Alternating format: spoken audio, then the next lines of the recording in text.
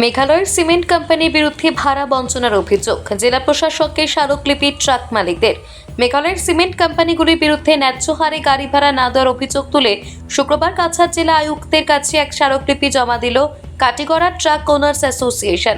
অ্যাসোসিয়েশনের কর্মকর্তা ইনাম মোল্লার নেতৃত্বে প্রায় শতাধিক ট্রাক মালিক কাটিগড়ার সার্কেল অফিসে উপস্থিত হয়ে ভারপ্রাপ্ত সার্কেল অফিসার পি চড়াইয়ের হাতে স্মারকপত্রটি তুলে দেন। এ সময় তারা কাটিগড়া তথা গোটা বরাক উপত্যকার হাজার হাজার পরিবারের আর্থিক দুর্দশার কথাও তুলে ধরেন।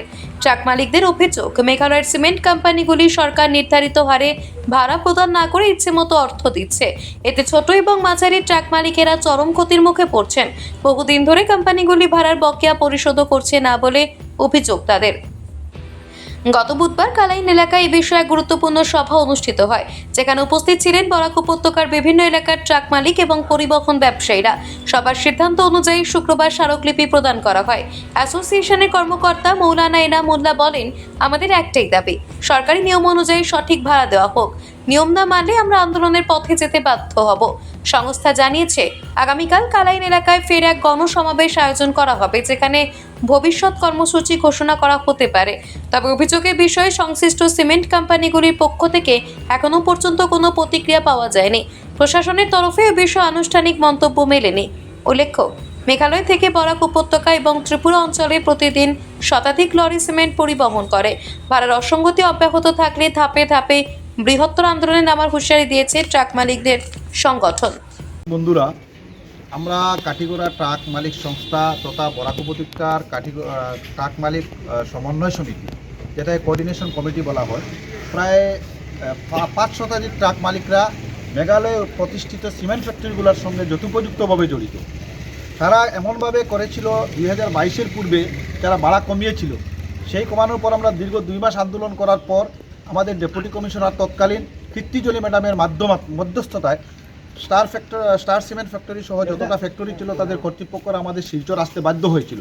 সেখানে এসে আমাদের সঙ্গে একটা মৌখিক চুক্তি করেছিল যে সরকারি রুল মতে তারা আমাদেরকে ভাড়া দেবে, কিন্তু সেই নিয়ম মতে গত জুলাই মাস পর্যন্ত তারা ছিল, আমাদের সঙ্গে একটু কমিউনিকেশন রেখে চলেছে।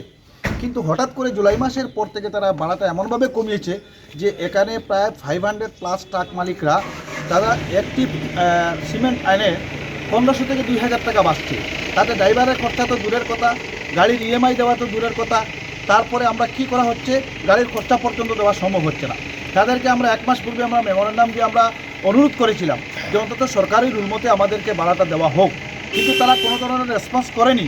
তার পরিবর্তে আজকে গতকালও আমরা মিটিং করে সিদ্ধান্ত নিয়েছি যে আমরা ডিসি মহোদয়ের কাছে সার্কেল অফিসারের মাধ্যমে আমরা একটা মেমোরেন্ডাম দেব, আমরা কালাইনের ওসি সাহেবের মাধ্যমে আমরা এসপি সাহেবের কাছে একটা মেমোরেন্ডাম দেব, এবং আগামীকাল শনিবারে আমরা যৌথভাবে বরাক উপত্যকার ট্রাক মালিকরা মিলে আমরা কালাইনে একটা বড় সভা করছি।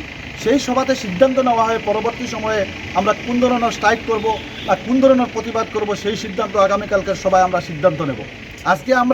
আজকে সার্কেল অফিসারের মাধ্যমে মেমোরেন্ডাম দিয়ে আমরা ডিসি মহোদয়কে, ডিস্ট্রিক্ট কমিশনার মহোদয়কে অনুরোধ করব, যেভাবে আমাদের তৎকালীন ডিস্ট্রিক্ট কমিশনার কীর্তিজলি ম্যাডাম আমাদেরকে সহযোগিতা করেছিলেন, তাই আপনিও বর্তমান ডিস্ট্রিক্ট কমিশনার মহোদয় জন্য একটা মধ্যস্থতা করে আমাদের এই বৃহত্তর বরাক উপত্যকার ট্রাক মালিকদের স্বার্থ রক্ষার জন্য একটা ব্যবস্থা করে দেওয়ার জন্য আমরা অনুরোধ জানাচ্ছি।